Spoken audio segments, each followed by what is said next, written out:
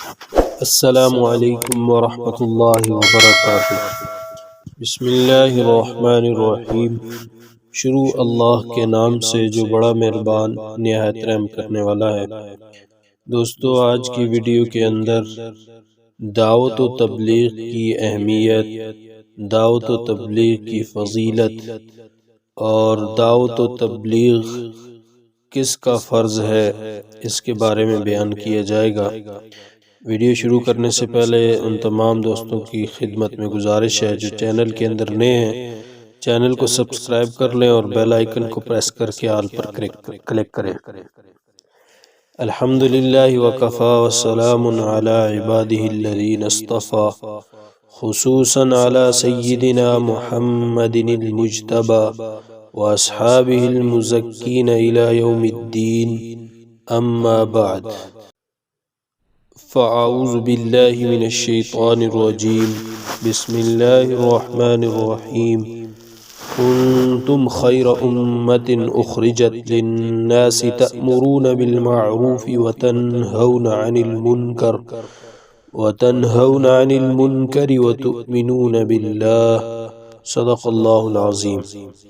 میرے معزز دوستو، بھائیو، عزیز بزرگوں اور دنیا بھر میں سننے والی میری ماؤں بہنوں، قدرت کا یہ ہمیشہ طریقہ رہا ہے کہ دنیا میں جب جب برائیاں پھیلیں، شر و فتن کا عروج ہوا، گناہوں اور غلط کاریوں نے تسلط جمایا، تو اللہ تعالیٰ نے انسانوں کی ہدایت کے لیے نبی اور رسول بھیجے، جنہوں نے انسانوں کو راہ ہدایت پر گامزن کیا، برائیوں کو مٹایا، نیکیوں کو رواج دیا، شر و فتن کی بیخ کی اور دودھ کا دودھ اور پانی کو پانی کر دیا، حق کی راہ واضح کر دی، گمراہی کا قلع کما کیا۔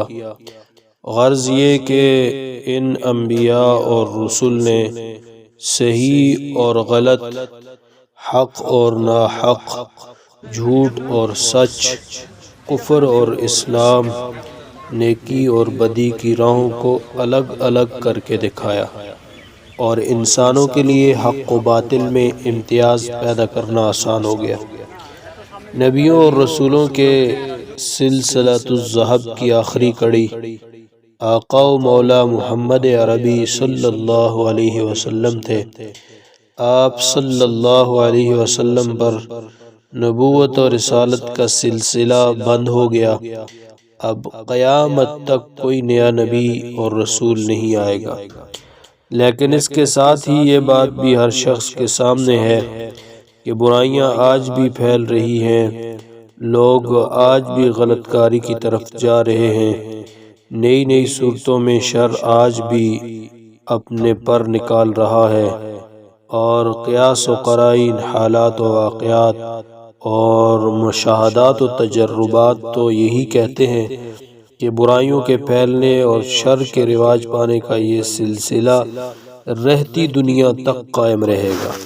جب نبیوں اور رسولوں کا سلسلہ بند ہو چکا لیکن شر و فتن کے پھیلنے کا سلسلہ بند نہیں ہوا، تو آخر ان کا سدباب کیسے ہوگا؟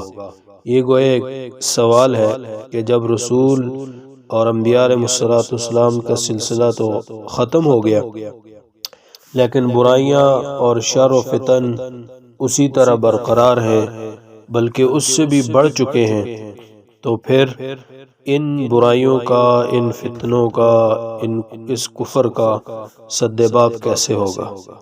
ان برائیوں کو کیسے مٹایا جائے گا؟ ہر زمانے کے جنم لینے والے نئے نئے فتنوں سے پنجہ آزمائی کون کرے گا؟ جب حق و باطل کا اختلاط ہونے لگے، جب کفر و ایمان میں امتیاز مشکل ہو جائے، جب نیکی اور بدی گڈ مڈ ہونے لگے، تو آخر دونوں کے درمیان حد فاصل کون قائم کرے گا؟ اللہ جل جلالہ نے اس کا بھی بیان فرما دیا ہے کہ اس نے نبیوں اور رسولوں کا سلسلہ بند کر دیا ہے، مگر ان کی دعوت، ان کا مشن چلانے والے متعین کر دیے ہیں۔ باب نبوت تو بند ہو چکا ہے مگر کار نبوت باقی ہے۔ انبیاء کرام علیہم السلام لوگوں کو سچی اور حق بات کی تلقین کرتے اور بری باتوں سے روکتے تھے۔ اسی کا نام امر بالمعروف اور نہی عن المنکر ہے، اور یہی دعوت انبیاء اور رسل کی تھی، اور اسی کو کار نبوت کہتے ہیں۔ آئیے دیکھتے ہیں کہ اللہ تعالیٰ نے کار نبوت کو کس طرح باقی رکھا اور اس کی ذمہ داری کن لوگوں پر عائد کی ہے۔ چنانچہ جو آیت مبارکہ آپ کے سامنے تلاوت کی گئی سورہ آل عمران میں، کنتم خیر امت اخرجت للناس تأمرون بالمعروف وتنہون عن المنکر وتؤمنون باللہ، تم بہترین امت ہو جو لوگوں کے لیے نکالی گئی ہو، تم نیکی کا حکم کرتے ہو اور برائی سے روکتے ہو اور اللہ پر ایمان رکھتے ہو۔ اس سے معلوم ہوا کہ کار نبوت یعنی امر بالمعروف اور نہی عن المنکر امت محمدیہ کے سپرد ہے۔ دنیا میں جہاں کہیں بھی شر پھیلے، کوئی بدی سر اٹھائے، کوئی کفر سر اٹھائے، کوئی یعنی اسلام کے خلاف کوئی بھی سازش ہو، تو اس کی بیخ کنی کے لیے ہر انسان کو کمر بستہ ہونا چاہیے۔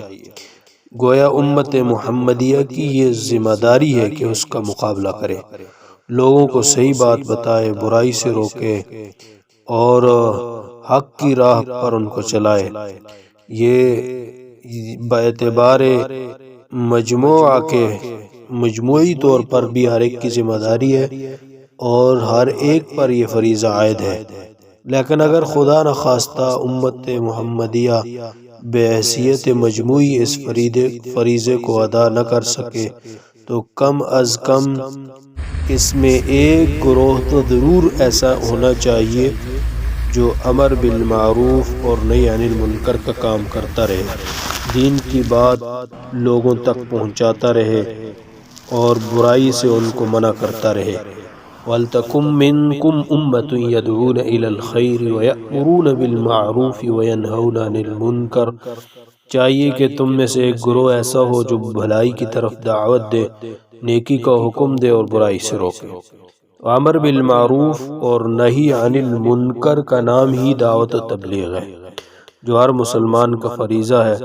رسول اللہ صلی اللہ علیہ وسلم نے ارشاد فرمایا، من رأى منكم منکرا فلیغیرہ بیدہ فإن لم يستطع فبلسانہ فإن لم يستطع فبقلبہ وذلک اضعف الایمان، کہ تم میں سے جو کوئی برائی کو دیکھے تو اسے اپنے ہاتھ سے مٹا دے، اگر اس کی طاقت نہ ہو تو زبان سے، اور اگر اس کی بھی طاقت نہ ہو تو دل سے، اور یہ ایمان کا سب سے کمزور درجہ ہے۔ تو اب میرے عزیز بھائی اور دوستو، ہر شخص اپنے گریبان میں جھانک کے دیکھے کہ وہ اللہ کی نافرمانی اور برائی کو ہوتے ہوئے جب دیکھتا ہے، کیا اس کو ہاتھ سے بند کرنے کی کوشش کرتا ہے، یا ہاتھ سے نہیں تو کم از کم زبان سے اس کو بند کرنے کی کوشش کرتا ہے، اس کو برا کہتا ہے، یا اس سے بھی کم درجہ کہ زبان سے دل سے بھی اس برائی کو برا سمجھتا ہے یا نہیں۔ اگر دل سے بھی اس برائی کو برا نہیں سمجھتا تو پھر وہ اپنے ایمان کی خیر منائے۔ جو آدمی دل سے بھی برا سمجھتا ہے، یہ بھی ایمان کا درجہ ہے، ایمان کا حصہ ہے، لیکن اس کے بارے میں فرمایا وَذَلِكَ أَضْعَفُ الْإِيمَانِ، یہ ایمان کا انتہائی کمزور درجہ ہے۔ اعلیٰ درجہ یہ ہے کہ ہاتھ سے اس کو بند کر دے۔ اس لیے یہی دعوت و تبلیغ ہے کہ لوگوں کو حق بات کی طرف بلانا اور برائیوں سے منع کرنا، اور جہاں کہیں برائی ہوتی ہو، نافرمانی ہو رہی ہو، اس کو بند کرنے کی کوشش کرنا۔ اللہ تبارک و تعالی سے دعا ہے اللہ جل جلالہ ہم سب کو اس دین عالی کی محنت کے لیے قبول فرمائے۔ وآخر دعوانا ان الحمد للہ رب العالمین۔